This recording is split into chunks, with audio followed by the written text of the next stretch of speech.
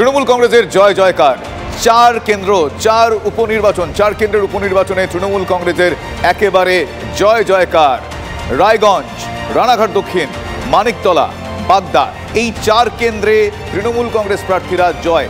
শুধু জয় নয়, এক্ষেত্রে আরও একটা বিষয় বলে রাখা দরকার রয়েছে, তা হলো বিপুল ভোটে জয়। সাম্প্রতিকতম বেশ কিছু ঘটনা তাহলে কি এই নির্বাচনে, এই বিধানসভা উপনির্বাচনে প্রভাব ফেলল না? এ প্রশ্ন উঠছে। রাজনৈতিক বিশেষজ্ঞরা বলছেন, তারা মনে করছেন তৃণমূল কংগ্রেসের এই জয় জয়কার তাদের একচ্ছত্র আধিপত্য আবারও কায়েম থাকলো। সেক্ষেত্রে আমরা শুরুতেই আলাদা আলাদা উইন্ডোতে আপনাদের সেই ছবি দেখাচ্ছি। চারটি আলাদা আলাদা কেন্দ্রে জয়োল্লাসের ছবি আপনাদের এই মুহূর্তে দেখাচ্ছি। আপনারা আলাদা আলাদা করে দেখছেন। বাগদা, রানাঘাট দক্ষিণ, রায়গঞ্জ, মানিকতলা, এই চারটি কেন্দ্রে বিজয়ী তৃণমূল কংগ্রেস বিজয়োল্লাসের ছবি আপনাদের এই মুহূর্তে আপনাদের সামনে আমরা তুলে ধরেছি।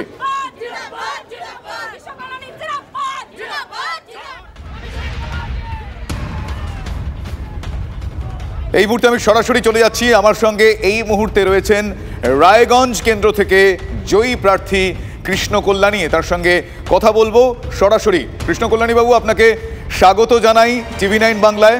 আমি শুভজিৎ কথা বলছি স্টুডিও থেকে। প্রথমেই একরাশ শুভেচ্ছা আপনার এই জয় কারণ হিসেবে আপনি কি মনে করছেন? তার কারণ সাম্প্রতিকতম নানা পরিস্থিতি আপনার এই জয়ের ব্যবধানে যে প্রভাব ফেলেনি সেটা একেবারে পরিষ্কার এই চার কেন্দ্রেই। আপনি আপনার জয়ের অন্যতম কারণ বলে কি মনে করেন?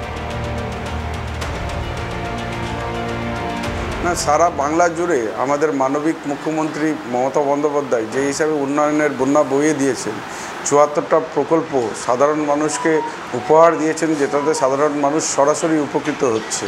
তো এই উপনির্বাচনে উন্নয়নকে মাথা রেখেই রায়গঞ্জের জনগণ জনাদেশ দিয়েছে। হ্যাঁ, আমি হৃদয়ের অন্তরস্থল থেকে রায়গঞ্জের জনগণকে ধন্যবাদ, কৃতজ্ঞতা জানাচ্ছি। এর আগে আপনি বিজেপির টিকিটে জয়ী হয়েছিলেন, তারপর আপনি দল বদল করেন, তৃণমূল কংগ্রেসের টিকিটে আপনি জয়লাভ করলেন। এক্ষেত্রে স্পেসিফিক্যালি আপনার জন্যই জিজ্ঞেস করছি, যারা দল বদল করেছেন, এরকম অনেক প্রার্থী, অনেক রাজনৈতিক ব্যক্তিত্ব থেকেই ভোটাররা অনেকাংশেই বিশ্বাসযোগ্যতা বা ক্রেডিবিলিটি ফ্যাক্টর থেকে একটু মুখ ঘুরিয়ে নেন। আপনার ক্ষেত্রে সে বিষয়টি হলো না। শুধু তাই নয়, আপনি ব্যবধানও অনেকাংশে বাড়িয়েছেন। তাহলে এক্ষেত্রে কি দলকে ছাপিয়ে কৃষ্ণ কল্যাণী ফ্যাক্টরটা একটু আলাদাভাবে কাজ করলো বলে আপনি মনে করেন?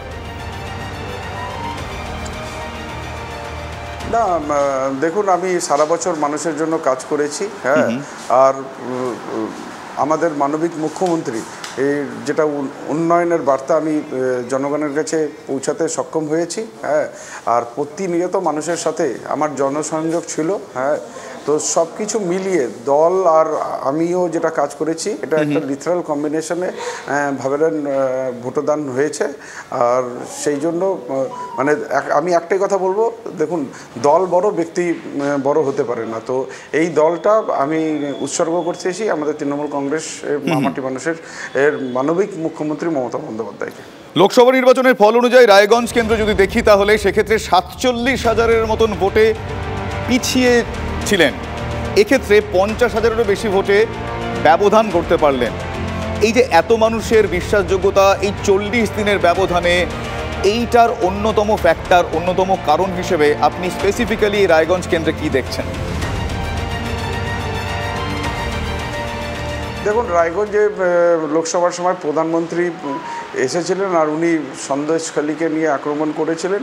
সন্দেশখালীর এর ঘটনাটাকে কেন্দ্র করে তৃণমূলের প্রতি একটা ক্ষোভের সঞ্চার তৈরি করতে উনি সক্ষম হয়েছিলেন। কিন্তু আপনারা যেমন জানেন, সন্দেশখালীর সত্যটা যখন উজাগর হয়, তখন মানে সাধারণ জনগণ বিজেপি থেকে মুখ ঘুরিয়ে নেন। আপনারা দেখুন যে লাস্ট 34টি আসনের মধ্যে, হ্যাঁ, যেটা সন্দেশখালীর ওই সত্যটা উজাগর হওয়ার পর 34টির মধ্যে 28টি সিট তৃণমূল কংগ্রেস জিততে সক্ষম হয়েছিল।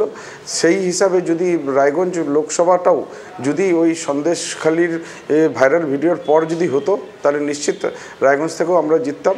কোথাও রায়গঞ্জবাসী কোনো কারণে বিভ্রান্ত হয়েছিলেন, সেই জন্য এবার তারা সত্যটা জানতে পেরে যে রায়গঞ্জ কোনো ধর্মের মেরুকরণে ভোট করেনি, উন্নয়নের জন্য জনগণ সজাগ ও সচেতন হয়ে তৃণমূল কংগ্রেসকে ভোটদান করেছেন, হ্যাঁ, এর মধ্যে কোনো সন্দেহ নেই। আর প্রধানমন্ত্রীর যে বার্তাটা ভুল বুঝেছিল লোক, হ্যাঁ, তারা সেটা ভুল বুঝতে পেরে, হ্যাঁ, তারা নিজের ভুলটা শুধরে করে নিয়েছেন। তার জন্য আমি রায়গঞ্জবাসীকে হৃদয়ের অন্তঃস্থল থেকে ধন্যবাদ জানাচ্ছি। আচ্ছা, রায়গঞ্জটা খুব স্পেসিফিক্যালি আমি রায়গঞ্জটাই বলছি। রায়গঞ্জের ক্ষেত্রে প্রধানমন্ত্রী তিনি এখানে এসে সভা করেন, তিনি বক্তৃতা করেন, তো আমরা লোকসভা ভোটে দেখলাম যে আপনারা কতটা পিছিয়ে ছিলেন। কিন্তু এই যে মাঝখানে ব্যবধানটা, তাহলে কি এরকম একটা ইঙ্গিত বা এরকম একটা হাওয়া তখন থেকেই তৈরি হয়েছিল, নাকি লোকসভা নির্বাচন আর বিধানসভা নির্বাচনের যে আলাদা নির্বাচনগতভাবে যে ডিফারেন্স থাকে, মানুষ সেই ভাবনা চিন্তার জায়গা থেকে আপনাদেরকে এই বিধানসভা নির্বাচন, স্পেসিফিক্যালি এটা বিধানসভা নির্বাচন বলে এগিয়ে রাখছে? আমি এই ডিফারেন্সটা একটু জানতে চাইবো, কারণ প্রধানমন্ত্রী এখানে এসেই কিন্তু সভা করে গিয়েছেন, ফলে গুরুত্বটা তিনিও বুঝেছেন। না, যখন দেখুন লোকসভা আমাদের সেকেন্ড ফেজে হয়েছিল, 26 এপ্রিল আমাদের রায়গঞ্জে লোকসভা ভোট গ্রহণ করা হয়েছিল।